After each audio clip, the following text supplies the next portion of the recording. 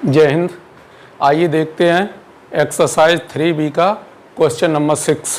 5 question तो हम provide करा चुके हैं आपको, आगे देखेंगे क्वेश्चन नंबर 6। तो क्वेश्चन नंबर 6 क्या है? क्वेश्चन नंबर 6 यदि ए तथा बी एक ही क्रम के व्युत्क्रमणीय वर्ग आव्यूह हों तो सिद्ध कीजिए। यानी सेम ऑर्डर के 3×3, 4×4 स्क्वायर मैट्रिक्स वो भी कैसे हों? नॉन सिंगुलर मैट्रिक्स हों तो सिद्ध कीजिए ए बी का whole inverse equal to B inverse A inverse. यहाँ भी जो चलता है वो क्या चलता है? रिवर्सल रूल चलता है। यदि आप A B C whole inverse तो क्या आएगा? C inverse B inverse into A inverse. इस तरीके से ए बी सी डी का whole inverse equal to D inverse C inverse B inverse A inverse, इस तरीके से चलते हैं। तो देखेंगे question number 6।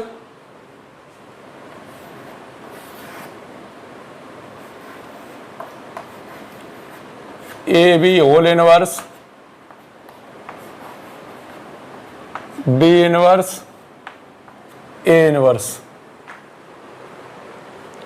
B inverse A inverse. यहाँ एक तो मेथड ये है कि आप ए और बी कोई दो मैट्रिक्स सेम ऑर्डर यानी वर्ग आव्यूह 2×2 या 3×3 की अपनी तरफ से चुन लीजिए। 3×3 ऑर्डर या 2×2 ऑर्डर, सेम ऑर्डर की हो दोनों, या तो 2×2 2×2 ए और बी दोनों मैट्रिक्स, या फिर 3×3 3×3 की दोनों मैट्रिक्स। और उनमें भी जो मैट्रिक्स हों वो कैसी हों? नॉन सिंगुलर मैट्रिक्स हों, यानी जिसका ए इनवर्स बी इनवर्स निकाला जा सके। ए इनवर्स बी इनवर्स किसका निकाला जाता है? दो पहचाने थी, singular matrix non singular matrix. Singular matrix अर्थात अव्युत्क्रमणीय आव्यूह। सिंगुलर मैट्रिक्स वह मैट्रिक्स जिसके साड़िक ए का मान 0 हो उसे सिंगुलर मैट्रिक्स कहते हैं। वह मैट्रिक्स जिसके साड़िक का मान 0 के बराबर ना हो उसे नॉन सिंगुलर मैट्रिक्स कहते हैं। तो non singular matrix singular matrix यहाँ तो पहले ही कह दिया गया है कि ए और बी एक ही क्रम के व्युत्क्रमणीय वर्ग आव्यूह हों तो सिद्ध कीजिए। तो एक तो मान के कर सकते हैं आप, ए बराबर मान लिया, बी बराबर मान लिया। सबसे पहले ए और बी का मल्टीप्लिकेशन निकाला, फिर उसका होल इनवर्स निकाला और बराबर बी इनवर्स का मान निकाला, ए इनवर्स का मान निकाला। अगर दोनों साइडें बराबर आती हैं तो आप सत्यापित कर दिया आपने। और एक तरीका और है, वो क्या है?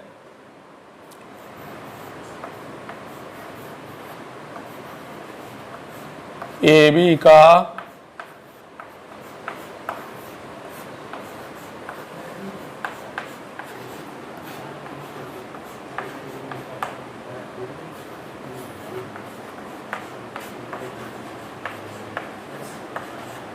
ए बी का दोनों पक्षों में गुणा करने पर, ए बी का गुणा किया तो किसी एक तरफ से करेंगे, या लेफ्ट हैंड साइड या राइट हैंड साइड। तो ए बी का गुणा कर दिया। यहाँ क्या लिखा है? ए बी का होल इनवर्स बराबर, यहाँ भी ए बी का गुणा कर दिया, इंटू क्या लिखा है? B inverse into A inverse. A B into B inverse into A inverse. Commutative law यानी क्रम विनिमय नियम के आधार पर देखें तो ए बी लिखा है, इन दोनों को इकट्ठा वो तो लिखा ही है बी इनवर्स। बी इनवर्स इसका मान किसके बराबर होता है? आई के बराबर, इंटू में ए इनवर्स। अब बचेगा कितना? ए इंटू ए इनवर्स, और बाद में ये किसके बराबर हो जाएंगे? आई के बराबर। ये निकल के आया आई के बराबर। इसके बाद फिर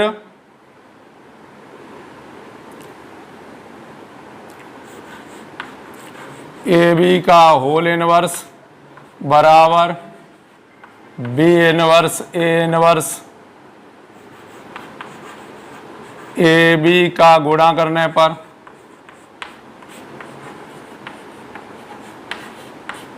अब राइट हैंड साइड में गुणा किया, अभी तो लेफ्ट हैंड साइड में किया था, दोनों पदों के लेफ्ट हैंड साइड में।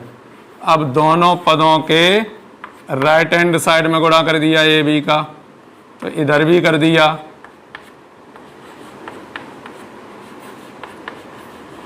Into A B, commutative law के अनुसार ये दोनों जुड़ जाएंगे।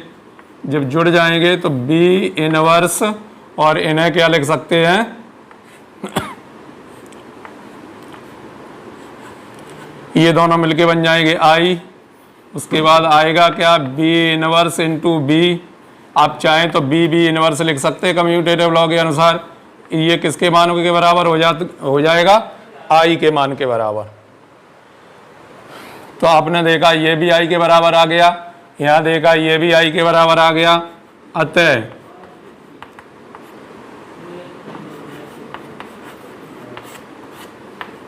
ए बी का होल इनवर्स बराबर B inverse A inverse, answer proved. एक तो ये तरीका है, आप इस तरीके से जनरल रूप में सिद्ध कर सकते हैं। और दूसरा तरीका हमने आपको बताया, वो मेथड क्या है कि ए बराबर मान लिया 2/2 की मैट्रिक्स, बी बराबर मान लिया 2/2 की मैट्रिक्स, लेकिन दोनों ही मैट्रिक्स नॉन सिंगुलर मैट्रिक्स होनी चाहिए। अर्थात यदि डिटरमिनेंट ए का मान निकाला जाए तो 0 नहीं आना चाहिए। इस प्रकार से ये क्वेश्चन कंप्लीट हो गया। सभी लोगों के समझ में आ गया होगा, एनी डाउट? आइए देखते हैं अगला प्रश्न।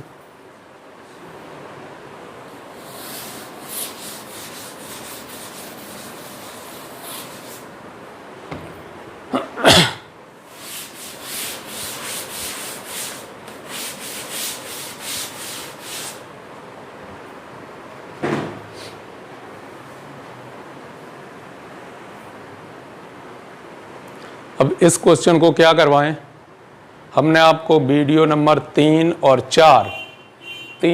4 के अंतर्गत क्वेश्चन नंबर 7 के आपको 2-3 मेथड करवाए हैं। एक तो सह गुणनखंडज विधि द्वारा यानी कोफैक्टर विधि द्वारा, एक शॉर्ट मेथड कराया है और एक कराया है एलिमेंट्री ऑपरेशन के द्वारा कराया है। ए इनवर्स का मान किस तरीके से निकालते हैं। चलिए हम फिर भी इसका शॉर्ट तरीका बता देते हैं, क्योंकि 7वां और 8वां बिल्कुल सेम क्वेश्चन है। या तो 7वां कर लीजिए, 8वां छोड़ दीजिए, 8वां कर लीजिए, 7वां छोड़ दीजिए। 8वां हमने आपको होमवर्क में दिया था, जब एक्सरसाइज करा रहे थे, जब ए इनवर्स निकालना सिखाया था आपको, उसके बाद हमने एक्सरसाइज में गृह कार्य के लिए ये दिया था क्वेश्चन।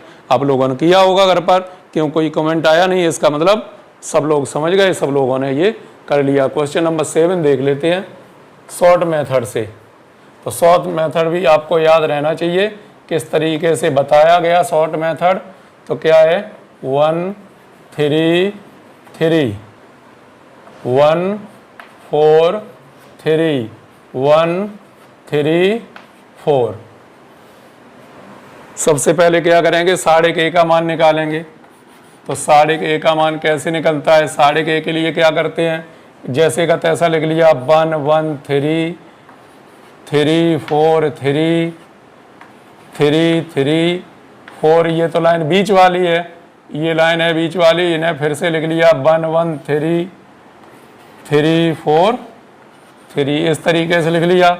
ये लाइन कहाँ आएगी, बीच में, ये तो बीच में आ गई। तो क्या करते हैं, 1 2 3, सबसे पहले इस तरीके से गुणा करते हैं। तो जब इस तरीके से गुणा करेंगे, 4 चौक 16 16, तो ये हो गए इनका 9 3 27, ये हो गए 27, इनका गुणा कितना हो गया 9। ऐसा गुणा किया तो इतना आया माइनस। अब ऐसा गुणा करेंगे, जब ऐसा गुणा करेंगे तो कितना आएगा 36 प्लस 9 और प्लस 12। इन्हें सॉल्व किया जाए, 16 9 25 26 52 हो गए। इसे हल किया जाए, 36 और 12 48 और यहाँ कितने हैं 9, कितना आएगा 57। तो कितना आया -5 इज नॉट इक्वल टू 0। यहाँ पर -5 आ गया। अब क्या निकालते हैं सबसे पहले एडजॉइंट ए का मान। तो एडजॉइंट ए का मान कैसे निकलेगा, पहले तो वो लिख लिया पूरा जैसा था 1 1 3 3 4 3 3 3 4 1 1 1 3 4 3 ऊपर की लाइनें लिख ली। ठीक इसी तरीके से पहला दूसरा फिर से लिखना है पंक्ति का। तो 1 3 3 1 3 1 4 3 1 4 इस तरीके से लिखा। इसमें क्या शतरंज वाला गेम खेलेंगे कि हाथियों का जो काम है, एक लाइन तो ये कैंसिल हो गई और एक लाइन ये कैंसिल हो गई। ये कैंसिल होने के बाद अब बच्चा क्या है उसे नोट कीजिए। तो जो बच्चा है उसे देखते हैं। 16 - 9 16 - 9 यानी कितना आएगा 7। फिर 9 - 12 कितना आएगा -3। 9 - 12 कितना आएगा -3। फिर दूसरी लाइन पर पहुँचे नहीं, इस तरीके से ये चल रहे हैं। तो इधर -3 -3। फिर इस लाइन को छोड़ दिया। अब कितना आया 3 - 4 -1। 4 - 3 1। 3 - 3 0। फिर इसे निकाला 3 - 4 -1। 3 - 3 0। 4 - 3 1। तो ये मान आ गया किसका एडजॉइंट ए का। उसके बाद जैसे ही ए इनवर्स निकालेंगे, अब क्या करेंगे, यहाँ पर कितना आया -1/5। तो माइनस चिन्ह चाहो तो अंदर कर सकते हो, बाहर क्या लिख सकते हैं 1/5 और अंदर के चिन्ह बदल जाएंगे। तो -7 3 3 1 -1 0 1 0 -1। ये आ गया उसका क्या ए इनवर्स का मान। तो ये शॉर्ट तरीका था आपके लिए। और आप कोफैक्टर विधि से निकालेंगे इसे। सबसे पहले तो कोफैक्टर विधि से निकालने जाते हैं तो कैसे निकालते हैं, इसके लिए पहले ऐसा गुणा माइनस ऐसा गुणा, तो 1 इंटू में क्या आ जाएगा 7। फिर दूसरे के लिए निकालते हैं तो -3 गुणा क्या करते हैं 4 -3 अंदर कितना आएगा 1। फिर तीसरे के लिए +3, फिर क्या आएगा 3 - 4 यानी माइनस का कितना आएगा 1। तो कितना आ गया 7 -3 1 आया। चेक करना पड़ेगा, कहीं ना कहीं कुछ गलती हो गई।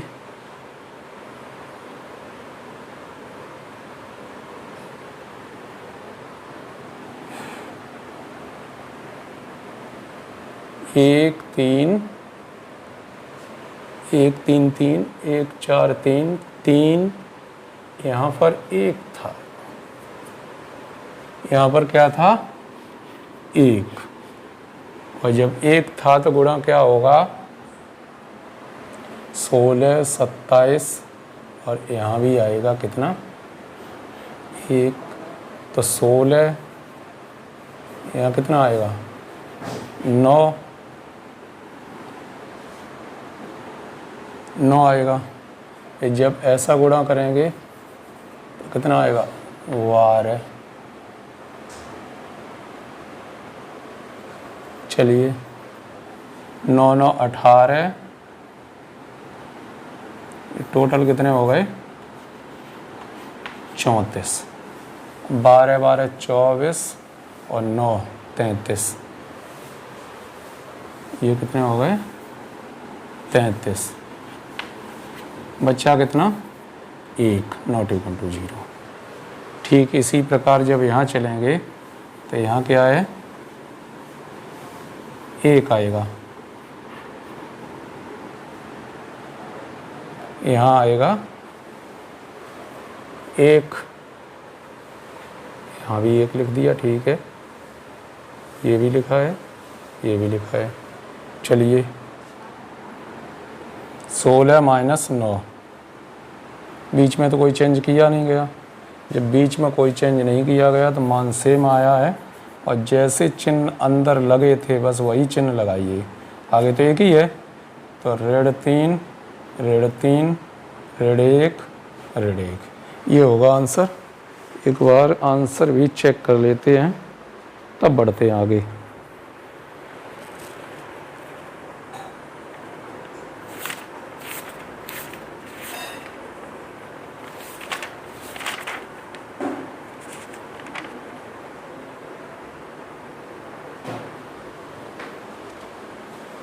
ठीक है, अब करेक्ट है। तो क्या हुआ था, यहाँ 1 की जगह आपने क्या लिख दिया था 3, हमसे गलती हो गई, यहाँ क्या लिखा 3, तो उसके कारण ये परिवर्तन हुआ है।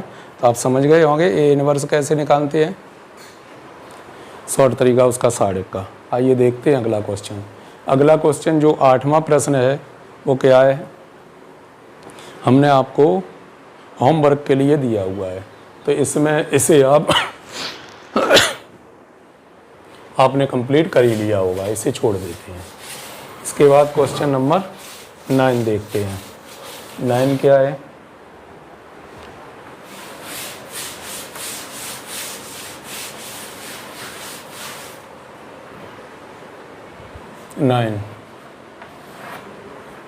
नाइन दिया गया है कि अवयव के परिवर्त का प्रतिलोम ज्ञात कीजिए।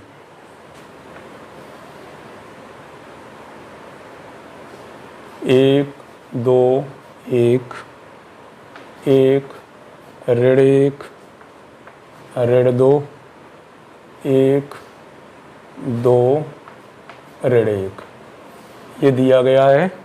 हमें इसका क्या चाहिए, परिवर्तावयव, तो डैश निकालना है इसका।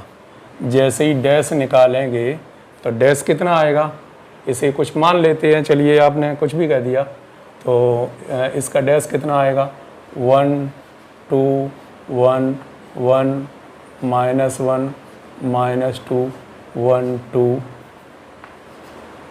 -1, ये आया। इसे मान लिया आपने ए माना। तो इसका सबसे पहले क्या निकाला, ट्रांसपोज मैट्रिक्स, और ट्रांसपोज मैट्रिक्स निकालना सभी को आता है। ट्रांसपोज मैट्रिक्स निकाला, जैसे ही ट्रांसपोज मैट्रिक्स क्लियर हुआ, क्लियर होने के बाद ये आया ट्रांसपोज मैट्रिक्स। अब जो बन के तैयार हुआ है उसे हमने क्या कह दिया कि ये ए है, ये क्या है ए, और इस ए के माध्यम से हमें ए इनवर्स चाहिए, प्रतिलोम का मतलब इनवर्स, ए का इनवर्स चाहिए।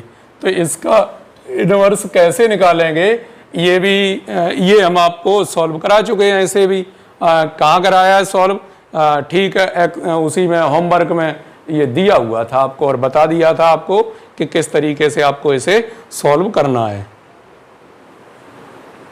किस तरीके से आपको सॉल्व करना है। चलिए सारे के का मान चेक करते हैं कि ये सिंगुलर मैट्रिक्स है या नॉन सिंगुलर मैट्रिक्स है। तो 1 ऐसा गुणा होगा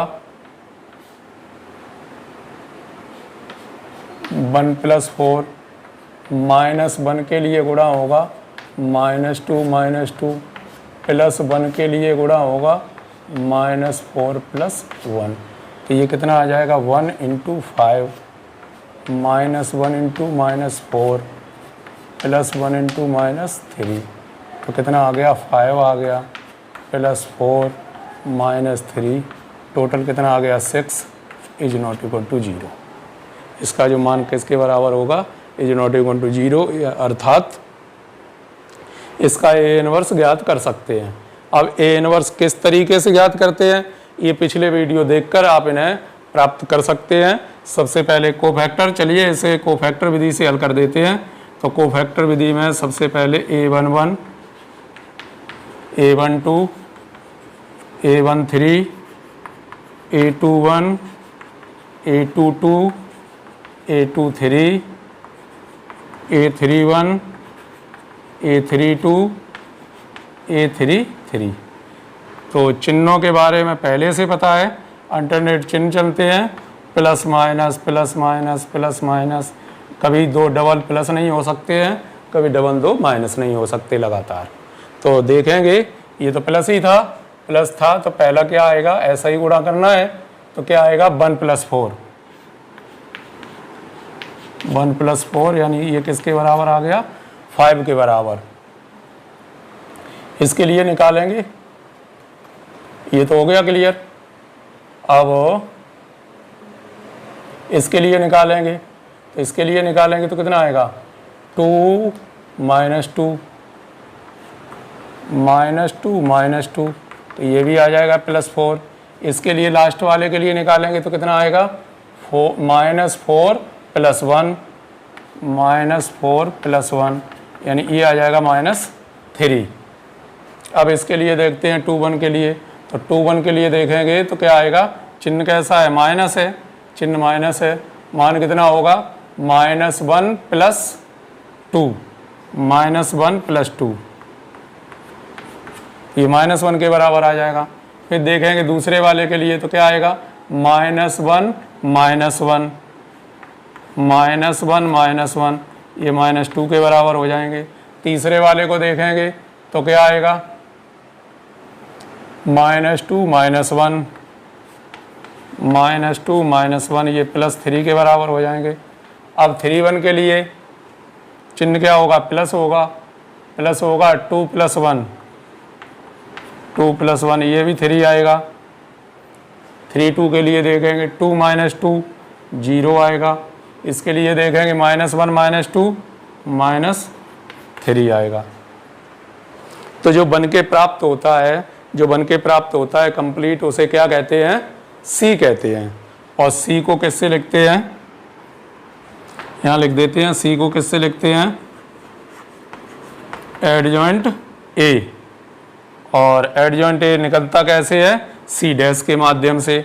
तो इनके द्वारा सी प्राप्त कर लीजिए। सबसे पहले इसके द्वारा सी निकालेंगे तो सी कितना बनेगा, सी जो बन के तैयार होगा वो कितना तैयार होगा 5 4 - 3 5 4 -3 -1 -2 3 और 3 0 -3 ये आ गया मान, किसका आ गया, सी का। और सी के माध्यम से ही निकाल लेते हैं क्या, एडजॉइंट ए। और एडजॉइंट ए किसके बराबर होगा, सी डैश के बराबर होगा। तो सी का ट्रांसपोज मैट्रिक्स प्राप्त करेंगे 5 4 -3 -1 -2 3 3 0 -3 ये मान आ गया किसका, एडजॉइंट ए का। एडजॉइंट ए का मान निकल आया। आपको पता होना चाहिए ए इनवर्स बराबर adjoint A upon determinant A, सारे के। तो सारे के का मान 1/6 लिख दिया आगे। और यही लिखना है 5 4 -3 -1 -2 3 3 0 -3 ये निकला उसका क्या, पहले निकाला ट्रांसपोज मैट्रिक्स, फिर जो ट्रांसपोज मैट्रिक्स आया उसका फिर इनवर्स। इस तरीके से उसका इनवर्स ज्ञात करते हैं। देखते हैं नेक्स्ट क्वेश्चन क्या है।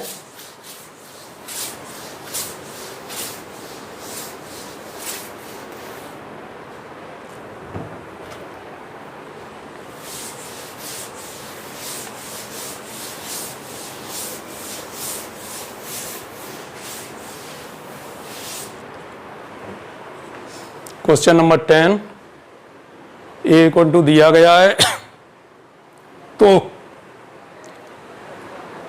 1/a + a'। चलिए एक पार्ट सॉल्व कर लेते हैं, दूसरा पार्ट आप स्वयं ही सॉल्व कर लेंगे। चलिए आइए देखते हैं क्वेश्चन नंबर 10। ए बराबर दिया है 0 a b -a 0 c -b -c 0 ये दिया गया ए का मान। और इस ए के माध्यम से ही क्या निकाल लें हम, सबसे पहले ए डैश की आवश्यकता पड़ेगी। तो 0 a b minus A0C minus B minus C और 0। A और A डैश आपने प्राप्त कर लिए दोनों। इसके बाद क्या करना है, 1/2 A प्लस A डैश,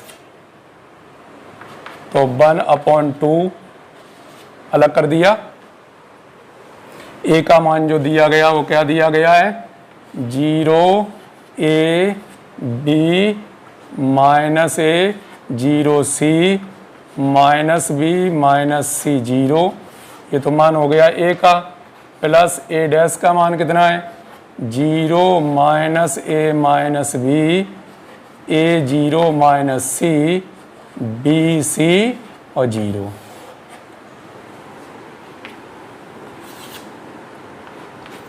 एक बटे दो, इन दोनों को जोड़ेंगे तो क्या आएगा, 0 0 0 0 0 0 0 0 0, शून्य मैट्रिक्स आ गया।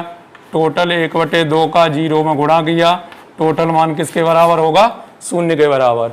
इसी प्रकार आप A माइनस A डैश भी ज्ञात कर सकते हैं, कोई दिक्कत नहीं आएगी।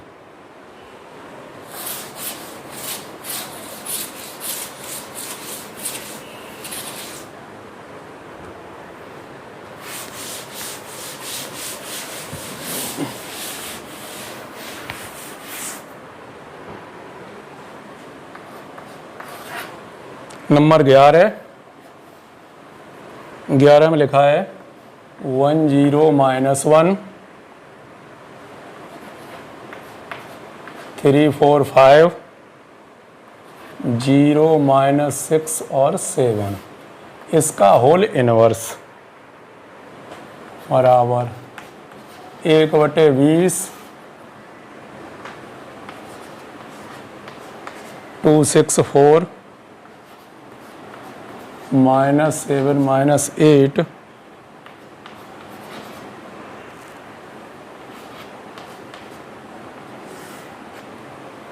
ये सिद्ध करना है। तो जो भी सिद्ध करना है वो आपको अच्छे से आना चाहिए। क्या पूछा गया है, इसका आपको इनवर्स निकालना है। इनवर्स निकालना है तो माना इसे क्या कह दिया, A बराबर कह दिया, और A बराबर दिया गया है 1 0 माइनस 1 3 4 5 0 माइनस 6 और 7। अभी की यही था, A इनवर्स अभी निकाला था, ठीक उसी प्रकार A इनवर्स निकालना है, इतना आना चाहिए। चेक कर लेते हैं डिटर्मिनेंट A का मान। डिटर्मिनेंट A का जो मान आएगा 1 28 प्लस 30, दूसरा तो 0 ही है, जब 0 है चलिए लिख देते हैं 0 माइनस 1 कितना आएगा, माइनस 18 माइनस 0।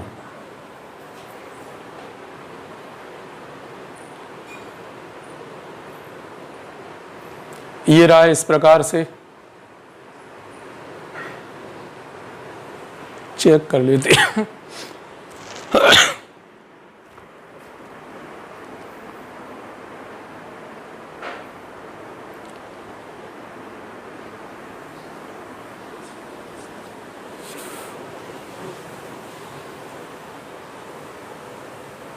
तो आप देखेंगे यहाँ पर 1 कितना आया, ये 28 और 30 58, ये तो शून्य हो गए, प्लस माइनस प्लस, लास्ट में क्या है, ये तो 0 हो गए, और लास्ट में प्लस के कितने हो जाएंगे 18, तो 58 तो ये, और प्लस 18 ये, 8 8 16, और 5 और 1 6 और 1 7 76 आ रहा है। ऐसा नहीं होना चाहिए, आना चाहिए कितना 20। चेक कर लीजिए कोई गलत लिखा हुआ है कहीं ना कहीं पर, तो देखते हैं।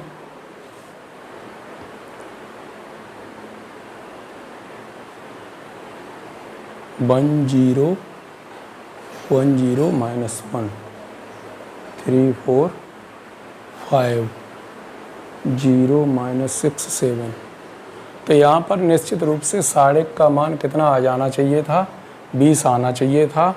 तो इन्वर्स कोई में कोई तो गलत लिखा ही है। एक बार 1 मिनट रुक जाएं आप, हम देख लेते हैं बिल्कुल विधिवत तरीके से।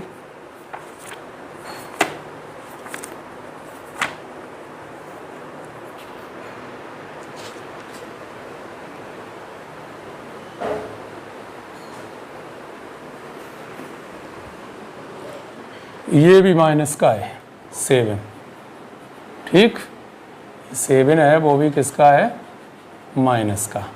तो यहाँ कितना होगा, माइनस के 28 और प्लस के 30। फिर यहाँ आएंगे माइनस के 21, फिर यहाँ माइनस 18 माइनस 4। तो यहाँ पर देख रहे हैं आप कितना मिलेगा, यहाँ से मिलेगा प्लस का 2, ये आ जाएगा 2, और ये कितना हो गया 20 हो गया। आपने ये देखा हम आगे नहीं बढ़े, डिटरमिनेंट ए का मान निकाला और यहाँ से स्पष्ट आ रहा है कि डिटरमिनेंट ए का मान कितना आएगा, 20 आएगा। तो मुझे पहले ही आभास हो गया कि यहाँ पर प्रश्न में कुछ न कुछ गलत दिया गया है। तो आजकल की परीक्षाओं में ये भी उसका एक भाग है, हालांकि इंटरमीडिएट में ऐसा नहीं होता, इंटरमीडिएट में बिल्कुल एकदम करेक्ट क्वेश्चन आता है। लेकिन एक दिवसीय परीक्षाओं की बात करें तो कहीं न कहीं 2-4 प्रश्न गलत आ ही जाते हैं, और उन पर आप विशेष ध्यान रखेंगे जिससे समय बर्बाद ना हो। क्यों, काफ़ी सरल क्वेश्चन होगा, आप उसे करने की कोशिश करेंगे और कोशिश करने के बाद आपका टाइम हो गया बर्बाद। और टाइम ही मुख्य है, एक दिवसीय परीक्षाओं में जो मुख्य काम है वो किसका है, टाइम का काम। तो इस तरीके से ये कंप्लीट, जो लास्ट एक क्वेश्चन और होगा वो क्वेश्चन हमने आपको सॉल्व कराया है, होमवर्क में भी दिया था, इसलिए ये एक्सरसाइज 3 भी कंप्लीट हो चुकी है। मिलेंगे अगली एक्सरसाइज में फिर से, तब तक के लिए जय हिंद।